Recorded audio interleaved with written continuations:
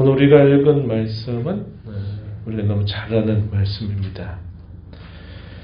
고린도전서 15장 전체가 부활에 관한 메시지를 풍성하게 담고 있어서 우리가 이 15장을 두고는 부활장이다라고 부를 만큼 우리 주님의 부활, 주님과 연합된 성도들의 부활의 확실성에 관하여 확증해 주는 풍성한 말씀들이 주어지게 됩니다. 그런 말씀이 주어지는 가운데 오늘 우리 조금 가지를 쳐서 바울 사도가 자신이 하나님의 은혜로 내가 됐다 이렇게 표현하는 그 말씀을 우리가 살펴보면서 하나님의 은혜를 입고 살아가는 사람, 어떠한 모습으로 사는 것이 그 은혜를 입고 살아가는 사람인가 하는 것을 오늘 잠시 생각해 보고 이어서 기도를 하도록 하겠습니다.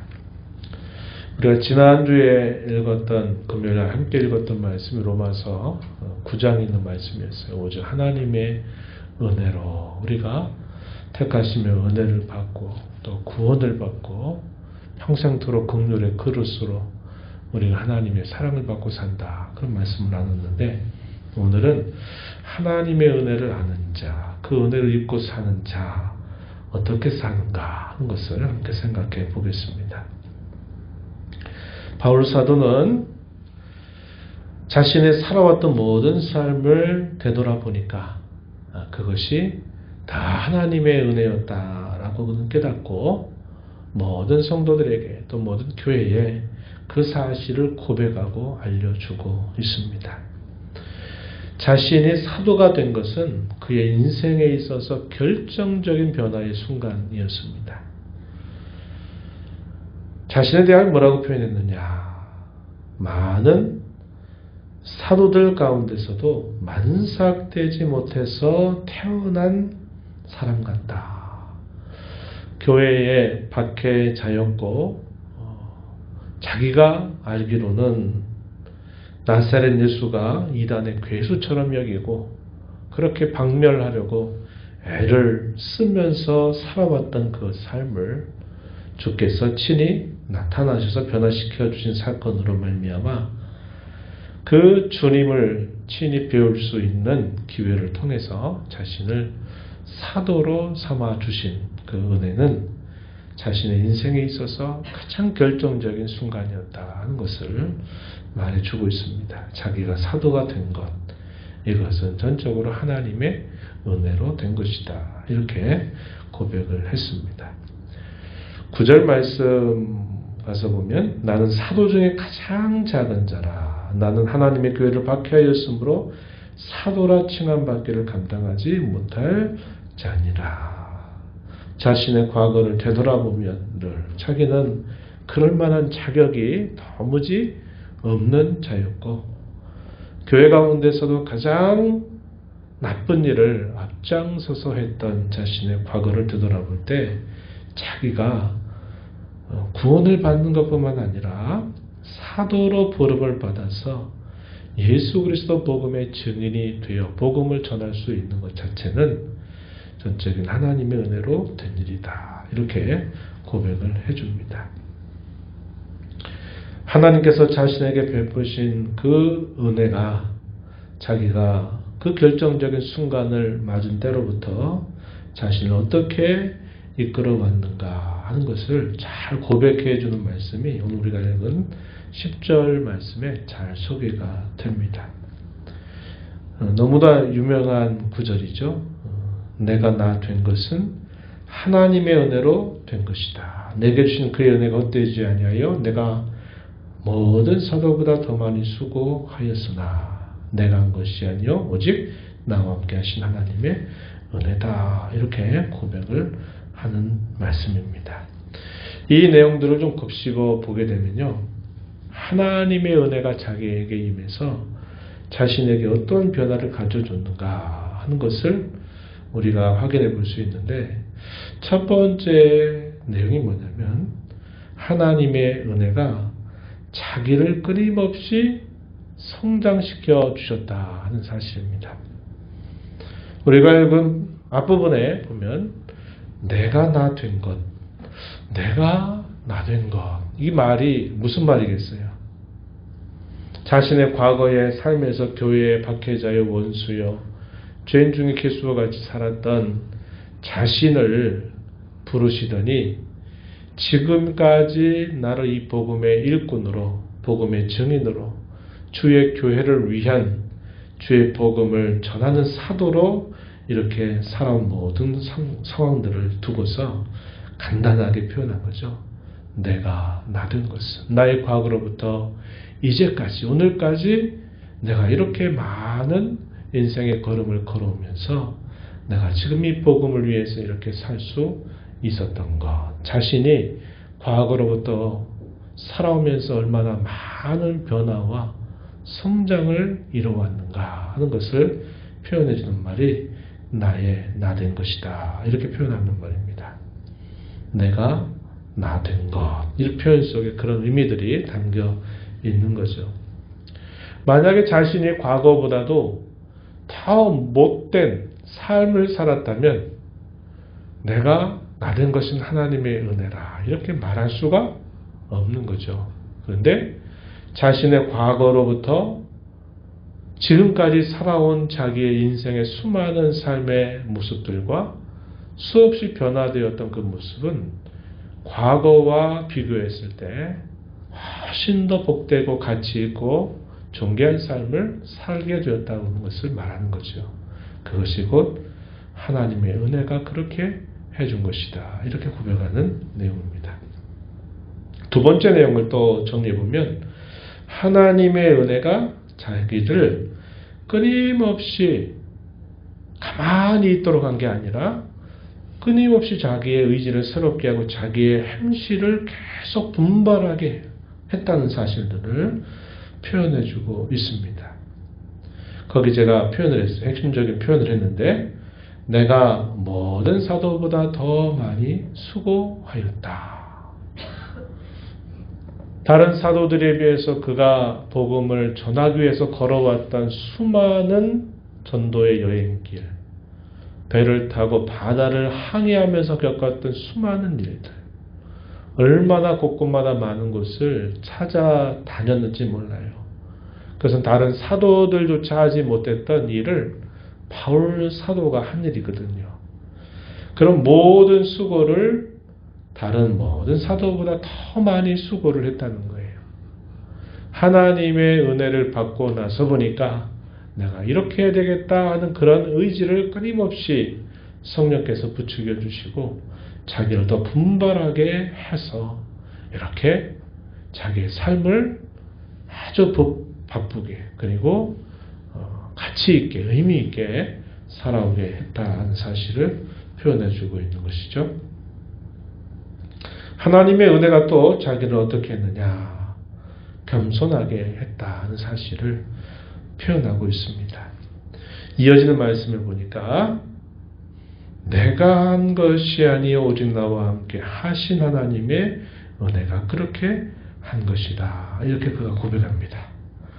그가 해온 일을 보게 되면 다른 여느 사도나 당시 어떤 사람보다도 주의 나라를 위해서 복음 위해서 헌신적인 삶을 살아왔고 목숨을 잃을 만한 많은 그 죽음의 위협을 무릅쓰고서도 그가 이렇게 열심히 그 복음 위에 헌신하며 살아올 수 있었던 것, 얼마든지 자기 자랑거리가 될 만한 일임에도 불구하고 그것이 자기가 한 것이 아니라 오직 하나님의 은혜가 자신을 이렇게 하게 하셨다고 고백하는 겁니다. 겸손한 태도를 보여주고 있는 거죠.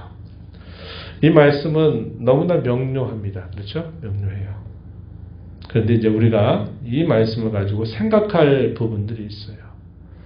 많은 사람들이 하나님의 은혜를 강조하고 말하면서 이 은혜를 자기 편한 대로 이렇게 받아들이고 오해를 하는 경우들이 많이 생긴다 하는 겁니다.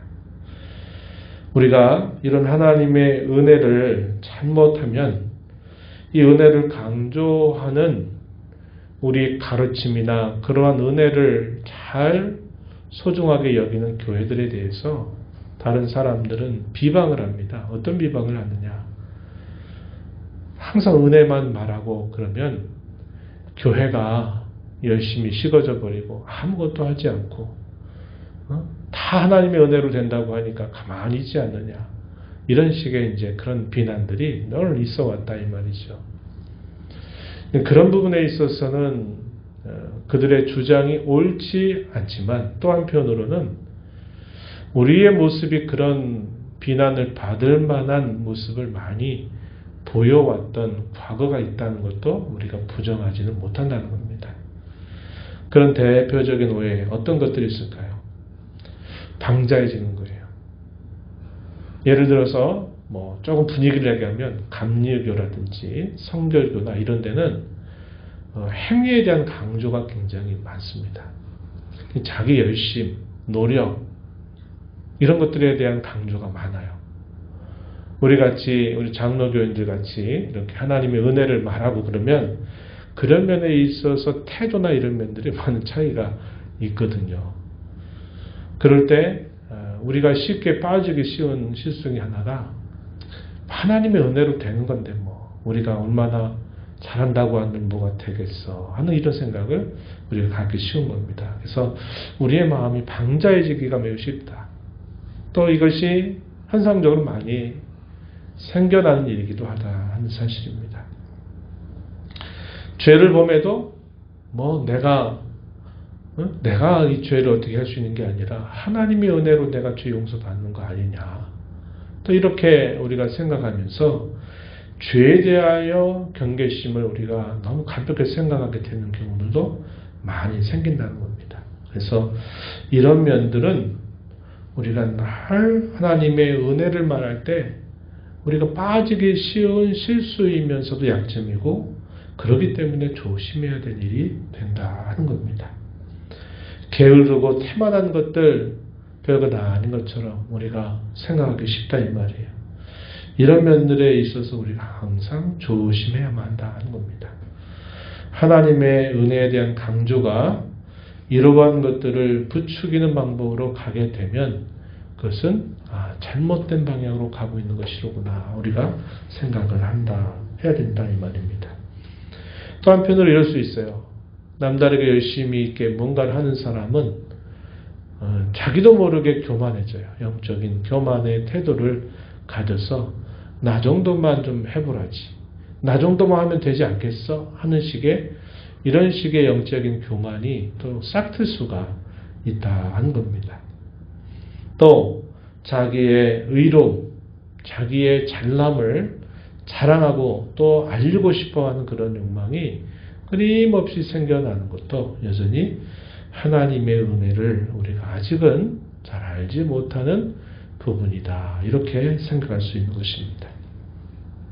그래서 우리가 이 하나님의 은혜에 대해서 매우 조심하고 경계하는 일들을 항상 조심하고 힘써야 한다 이 말입니다. 그리고 그러하게 우리가 하나님의 은혜를 아는 자라면 우리는 하나님의 은혜를 헛되게 해서는 안 된다. 바울 사도도 10절 중간 부분에 그렇게 말하죠. 내게 주신 그의 은혜가 헛되지 아니하여. 하나님의 은혜가 헛되지 아니했다. 그 은혜가 나를 이렇게 해서 나를 이렇게 하게 하셨다는 사실을 그가 고백할 때 그 은혜를 헛되게 하지 않았다. 이렇게 표현했습니다.